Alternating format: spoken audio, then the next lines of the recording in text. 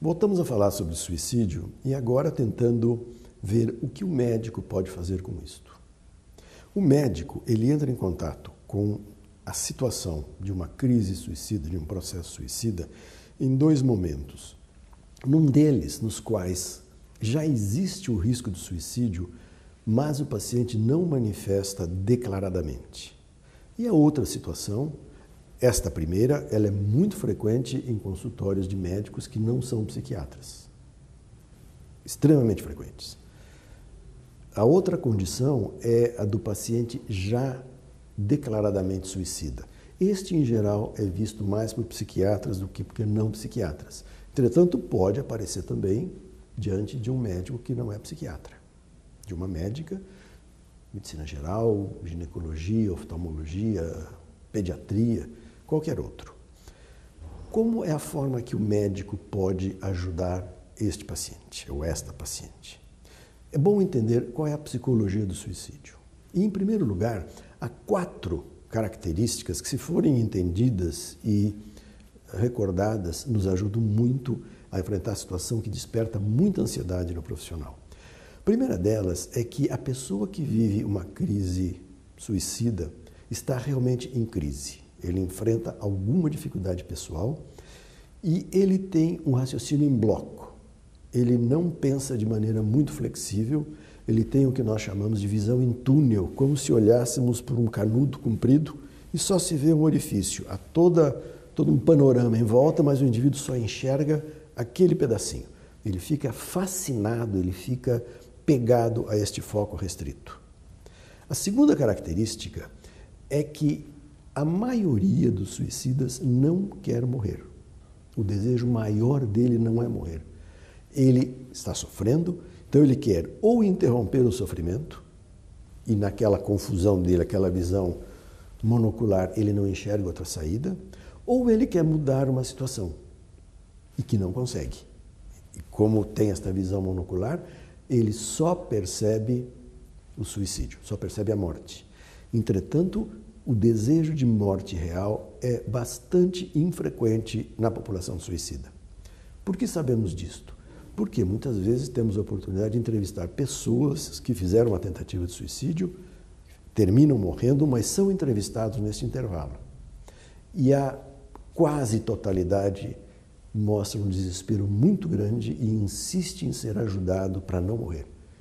Eles ou elas percebem que a situação é inevitável e é uma angústia tremenda. Isto inúmeros estudos mostraram. Então nós podemos já trabalhar com aquela história de que o indivíduo só enxerga uma coisa, que não é exatamente um desejo de morte, então nós podemos discutir e negociar alternativas. A terceira característica importante é que este indivíduo que está nesta situação, ele se sente totalmente sozinho. Ele pode não estar realmente sozinho, mas ele se sente sozinho. Ele acha que este assunto é um assunto que ele não tem com quem conversar. Então, quando alguém lhe abre a porta, curiosamente, isto muda a primeira característica que eu mencionei. Aquele raciocínio fechado que ele tem, estou só, ninguém me entende, tenho um problema que não tem solução, não tenho o que fazer, a única saída é a morte.